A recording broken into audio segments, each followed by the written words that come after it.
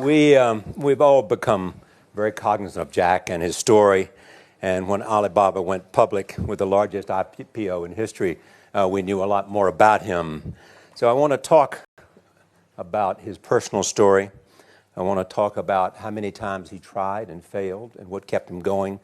I want to talk about where he is today and how he got here. I begin with this question, though, Jack. Why are you back at Davos? It's a long break for 7 years. I think my last trip here was year 2008. But I was coming for year 2001 for the Young Global Leader for Tomorrow. And remember, I never heard about the Davos when I came. But when I came, in the Switzerland, so many young people demonstrate. It was such a horrible scene that I asked them, why did they do it? They say, anti-globalization. And I say, why? Globalization is a great thing. Why people don't like it? And then we come all the way for 2 hours here. There's a machine gun. There's people checking. I say, oh, God, is that a forum or is it a prison we're going to go? Is that? But when I joined the forum at the Young Global Leader, I was thrilled by so many ideas. For the first 3-4 years, I learned what does the globalization mean? What does the corporate citizenship mean? What about social responsibility mean? All these new ideas. And I see so many great leaders talking about leadership. And I benefit a lot. And the year 2008 and 2009, when the financial crisis came, I think it's better go back to work. Because we can never win the world by talking. So we go back, spend 7 years. Now I come back, I think it's time to do something return. Because I learned so much. Let's talk 12 years ago. So why I should not talking to the young global leader of today, sharing with them how we've gone through. Okay. So that was the thing. Let's start with where you are today. Just how big is Alibaba? How many people come every day? How many people come in a week? How fast is it growing? Yeah, we have over 100 million buyers visiting our site, shopping our site every day. And we created 100 million every day. We created 14 million jobs for China, directly and indirectly. And we grow from 18 people to 30,000 people, 18 people in my apartment, to now we have 4 big campus. Compared to 15 years ago, we were big. But compared to 15 years later, we're still a baby. How big will you be 15 years from now? I think 15 years ago, I told my team that in the past 15 years, we grow from nothing to this size. And 15 years later, I want people to know about Alibaba, know Taobao, because it's already everywhere. I want 15 years ago when we talk about what is e-commerce, why small business can using this e-commerce, this internet, can do business across the nation. And I hope 15 years later, people forget about e-commerce because they think it's like electricity. Nobody thinks it's a high tech today. Now, this is something that I don't want 15 years later. We still walk on the street talking about why and how e-commerce can help people. You tried to get into 3 colleges. Mm-hmm. Each time they rejected you.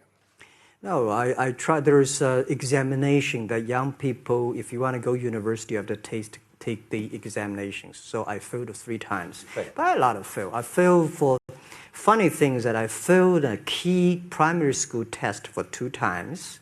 And I failed 3 times for the middle schools.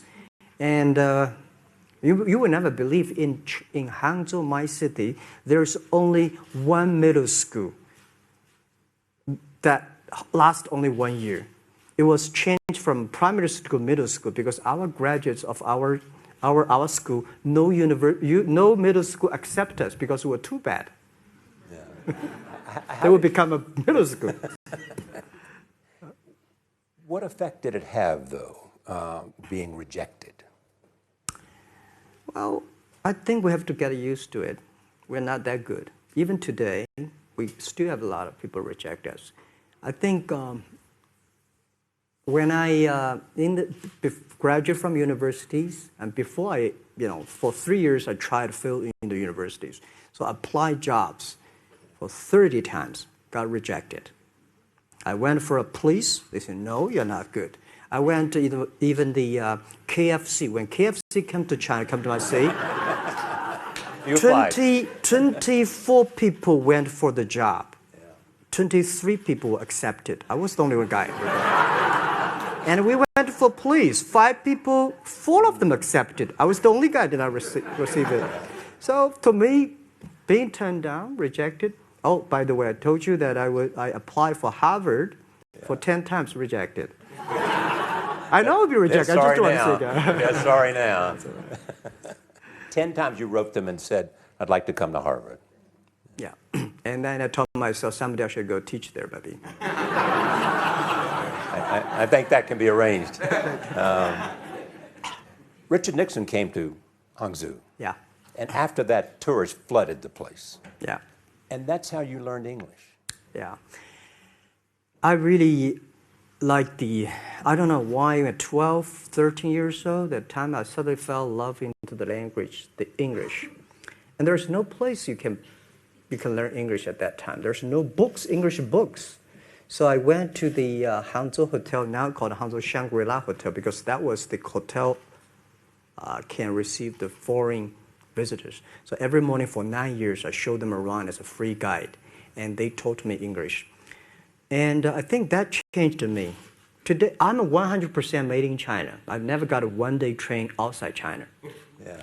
And when people talk to me, say, Jack, how can you speak English like that? Why sometimes you talk like an Western guys? I think that was the 9 years. These Western tourists opened my mind, because everything they told me are so different from the things I learned from the schools and from my parents. So now I have a habit. Whatever I see, whatever I read, I use my mind. Think about for 2 minutes. Is that how Ma Jun became Jack Ma? Actually, Jack, the name was given by a lady in tennis. She's a tourist. She came here and she said, came to Hangzhou. We become a pen friends. Ma Ring is so difficult to pronounce. So she said, do you have an English name? I said, don't. So can you give me an English name? She said, okay. She said, my father called it Jack. My husband called Jack. What do you think about Jack? I said, good. So I've been using that for that many years. Yeah.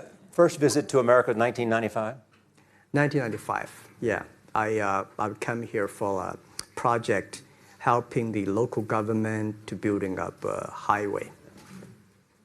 And you tried the internet? I tried the internet in Seattle. And in a building called the USA Bank. I don't know whether the USA Bank is still there or not, but it's a building.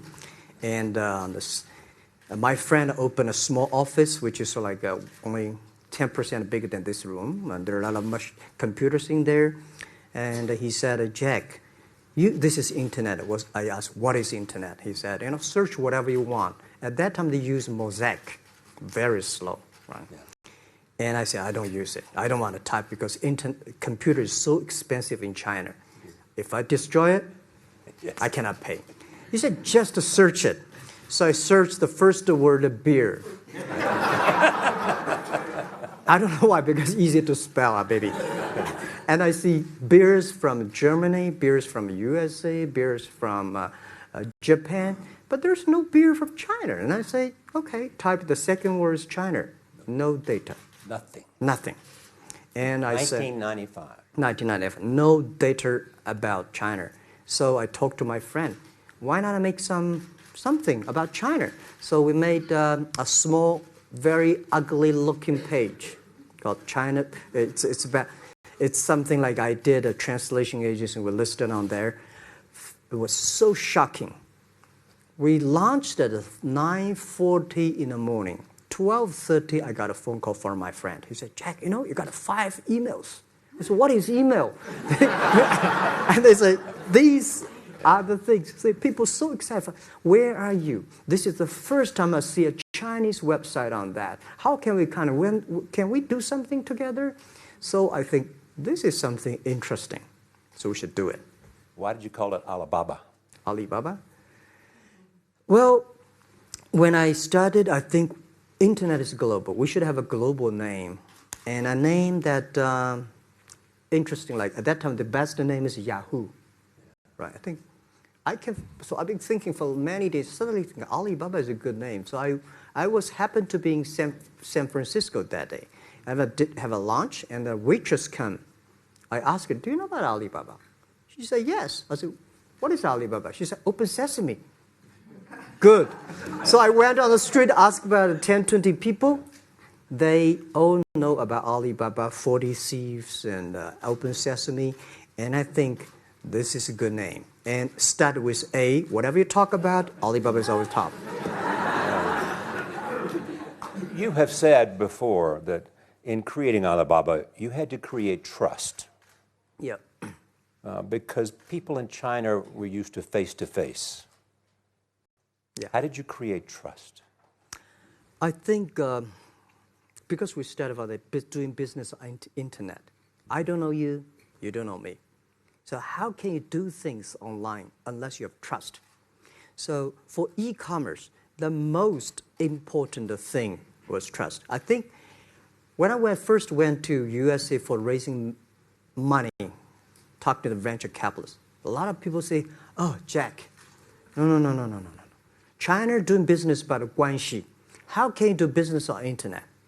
And I know that without the trust system, the credit system, it's impossible to do business. So in the past 14 years, everything we do is trying to build up the trust system, the record system. Well, Charlie, I'm so proud today when I talk to the young. Today in China and in the world, people don't trust each other. The government and people and media and everybody think, this guy's cheating. But because of e-commerce, we finish 60 million transactions every day. People don't know each other. I don't know you, I send products to you. You don't know me, you wire the money to me. And I don't know you, I give a person a package, I don't know him. He took something to cross the ocean, cross river, and send. This is the trust. We have at least 60 million trust happening every day. But you created it by creating an escrow account in the beginning. Yep. And so you keep the money until they got the product. Yeah.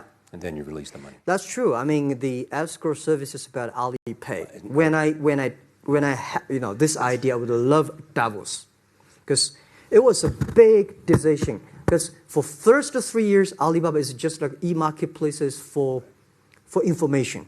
What you have, what I have, we talk a lot of time, but don't do any business. Because there is no payment. I talk to the banks. No banks want to do it. Banks say, no, this thing never work. So I don't know what to do. Because if I start to launch a payment system, it's against the financial legal laws. Because you have to have a license. But if I don't do it, e-commerce will go nowhere. So then I went to Davos. I listened to a leadership discussion.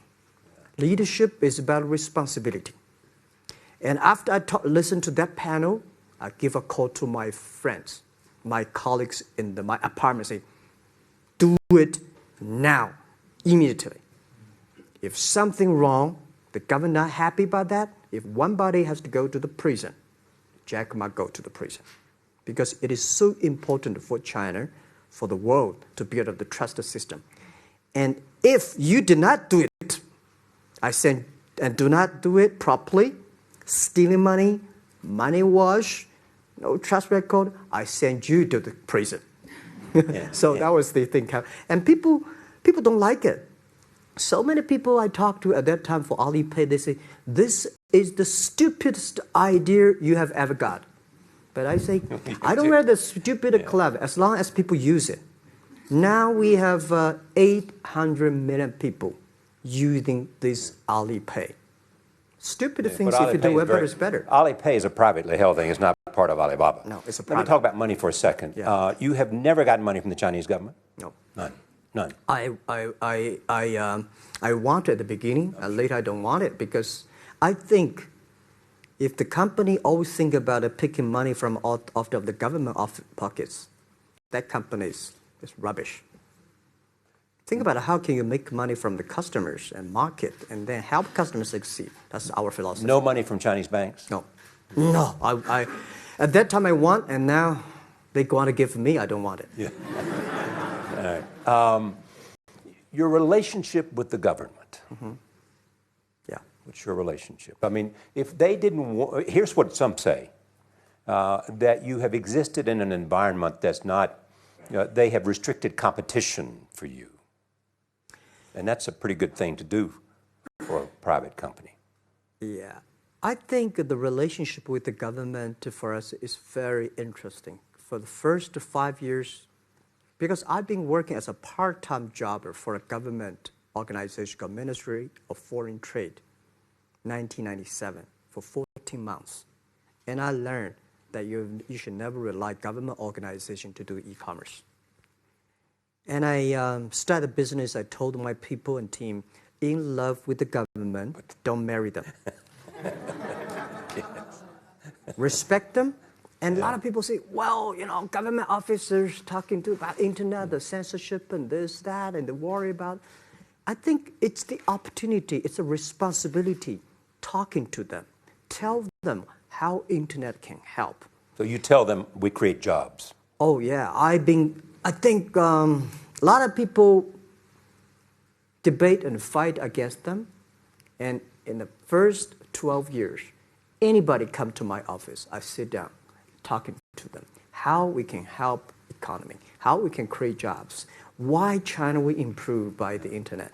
I think because internet at that time is new to any government. And if you convince somebody, and you have the chance. So today I'm very talkative. Probably this is why I talk to so many people. You were also seen in Hollywood. Yeah. What are you doing in Hollywood? Well, I like the Hollywood innovation and the digital background. I learned so much about the Hollywood movies, especially the Forrest Gump. You love Forrest Gump. I love Forrest Gump. Well, why do you like him? Simple. Never give up. Never give up. People thinking he's dumb, but he knows what he's doing. And I was very depressed the day, year 2002 or 3 in the States, when a bit earlier than that. I was very depressed when I could not find out a way for the internet. And then I watched the movie in my friend's home, Forrest Gump. When I see him, I think, this is the guy we should learn from. Believe what you're doing. Love it. Whether people like it, don't like it, be simple. And like the word, life is like a box of chocolate. You never know what you can get, right? I never know I would be here talking to you and talking to Charlie Rose. I never know. But today I made it. I told my people in my apartment 15 years ago, guys, we have to work hard. Not for ourselves. If we can be successful, 80% of the young people in China can be successful. We don't have a rich father, powerful uncle. We don't have $1 from bank, 1 cent from government. Just work as a team. So what do you worry about? I worry about it today. Young people, a lot of young people lose hope, lose vision, and start to complain. Because we also have the same period. Because when it's not a good feeling being rejected by so many people. We also depressed, but at least later we find that the world has a lot of opportunity. How you see the world, how you catch the opportunity. So, in the Hollywood gives me a lot of inspiration. You know? But you were out there for business. You were out there because you want to make movies and sell them. I want to make the movie for business-wise. We are e-commerce company. We have a lot of products that need logistic. But movie, TV, these are things you don't need logistic system. And movie probably is the best product that can help Chinese young people to understand. Because one thing I told the Chinese people, my friends, in American movie, all the heroes at the beginning, they look like a bad guy. Terrible things coming, they become a hero. And finally, they all survived. China, if you buy a hero, all the hero died. So, because only dead people become the hero. So nobody want to be the hero. So you want to change the Chinese definition of hero? Yeah, I want to say hero. Today we have so many heroes live in this world. China today, are you worried the economy slowed down? No, I don't worry about it. I think China is it's slowing down is much better than keep on 9%. China today is the second largest economy in the world. It's impossible to keep 9% of the growth. If China still keeps the 9% of the growth of the economy, there must be something wrong. You will never see the blue sky. And you will never see the quality. China should pay attention to the quality of the economy. China should not. So if we have a lot of influence, like Hollywood movies, things, and we have the sports and these things in the GDP, will be much better. So I think, just like a human grow, this body can never grow. Certain time, the slow of growth of the body was slow, but you should grow your mind, grow your culture, grow your value, grow your wisdom. I think China is moving to that direction. And you saw Modi in India? Pardon? Did you see Modi in India? Not yet. I'm looking forward to that. So you'll go to India. Yeah. Finally, there's this. You're one of the world's richest people. Your company is one of the world's richest companies. What do you want beyond Alibaba? Well, by richest people, I was really not happy in the past 3 months when people say Jack Ma is the richest people of China. Global celebrity, they said. No, I'm not. When I started the business... You are. I never thought, because maybe I am, not, but I think 15 years ago, in my apartment, my wife was at that time one of the 18 founders. I asked her, do you want your husband to be a rich person? I never said rich person in China, rich person in Hangzhou, or you want your husband to be a respected person? She said, of course respected, because she never believed, and I don't believe we'll be rich people. We just want to survive. But I believe when you have $1 million, that's your money. When you have $20 million, you start to have a problem. You worry about inflation, which stock to buy and this, that, had it come. When you have $1 billion, that's not your money. That's the trust society give on you. They believe you can manage the money, use the money better than the government and the others. So I think today, I have the resources, do more things. With the money we have, with the influence we have, we should spend more time on the young people. And I would say, someday I'll go back to teach. Go back to school, spend time with the young people, and sharing with them what I've done. So the money is not mine. I just happily and having these resources, then I want to do a better job. Just tell them your story. Yeah, tell them the story and tell them that if Jack, I don't think in this world there are a lot of people be rejected more than 30 times. If we, the only thing we never give up, the only thing we're like a Forrest Gump, we keep on fight. We keep on changing ourselves. We don't complain. Whether you are successful or not successful, I find that people, when they finish the job, if they make the mistake, if they fail, if they always complain the others, this guy will never come back. If the guy only check himself, something wrong with me here, something wrong with me there, this guy has a hope. Jack, on behalf of everybody in this audience and a television audience around the world, thank you for taking your time to be with us. Thank you.